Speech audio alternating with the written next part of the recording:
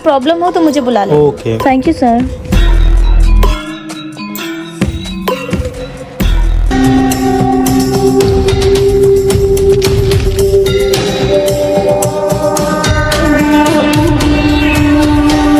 आखिर सामने आना ही पड़ा कोलकाता रेप केस मामले में असली दरिंदगे को, जिसे देख हर इंसान की रूह कांप जाएगी।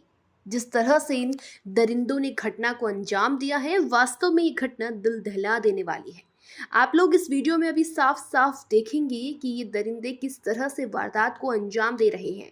साथियों, जिस तरह से ये दरिंदा घटना को अंजाम दे रहा है, ये देख आपका भी दिल दहल जाएगा, आपकी रूह कांप जाएगी। तो चलिए इस दिल दहला देने वाली घटना में क्या है पूरी बड़ी जानकारी, शुरुआत से केस को अच्छे से आपको समझाते हैं कि किस तरह से इस केस को बड़ी सफाई और बारीकी से अंजाम दिया जा रहा था। इस केस में बताया जा रहा है कि संजय कातिल नहीं है, बल्कि कातिल तो कोई और है। लेकिन इस बात को पूरा सच भी अभी नहीं माना जा सकता, क्योंकि पहले अब दोबारा से नए दरिंदगी के भी सारे टेस्ट होंगे, जैसे कि संजय रॉय के टेस्ट हुए थे। और सबसे ज़्यादा ज़रूरी तो ये है कि ये चेहरा कौन है जिसकी हम लोग बात कर रहे हैं। अभी अभी बड़े खुलासे में पता चला है कि आखिरकार इस पूरी शर्मसार घटना के पीछे किसी बड़े दरिंदगी का हाथ था। अब अदालत में भी इस चीज़ का पर्दाफाश होगा। चलिए अब समझते हैं शुरुआत से और असली दरिंदे को पूरी तरह से जानते हैं कि कैसे उसने इस कोलकाता रेप केस मर्डर में घटना को अंजाम दिया है। लेकिन उससे पहले एक छोटी सी रिक्वेस्ट है कि वीडियो को एक लाइक करके चैनल को भी सब्सक्राइब कर लीजिए। इस केस में असली दरिंदा वास्तव में जिसने टांगे फोड़ी है, वो इनमें से कौन है? तो चलिए शुरुआत से इस वीडियो को ध्यान से समझिए।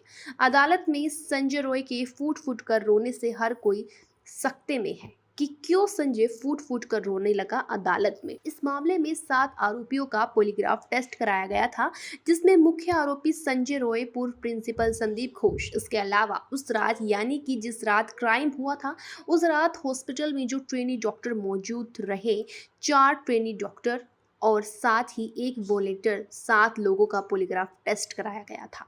संजय रॉय का पॉलीग्राफ टेस्ट जेल में ही कराया गया था, जहां उसे 14 दिनों की न्यायिक हिरासत में भी भेजा गया था। लेकिन अभी की सबसे बड़ी खबर है, उससे पहले आपको बता दूं कि अदालत में हर कोई सन्न रह गया जब संजय रॉय ने फूट फूट कर कहा कि वो बेगुनहगार है, वे बेकसूर है, निर्दोष है, और इसीलिए चाहता है कि इस मामले में जो भी जांच सीबीआई को करानी हो वो कराए, ताकि असली आरोपी, असली गुनहगार सामने आ पाए।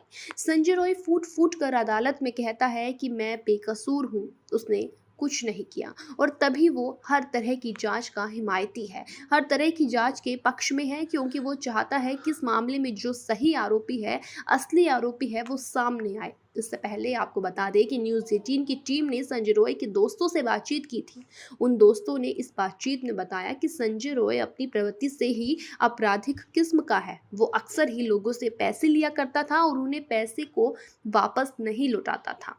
इसके अलावा अपने आसपास रहने वाली महिलाओं के साथ भी उसका व्यवहार सही नहीं था, गाली गलौज करता था, उनके साथ मारपीट करता था, छेड़खानी करता था।